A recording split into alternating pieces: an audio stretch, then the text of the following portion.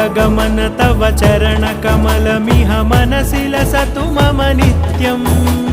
गरुडगमन तव चरणकमलमिह मनसि लसतु मम नित्यम् मनसि लसतु मम नित्यम् मम तापमपाकुरुदेव मम पापमपाकुरुदेव मम तापमपाकुरुदेव मम पापमपाकुरुदेव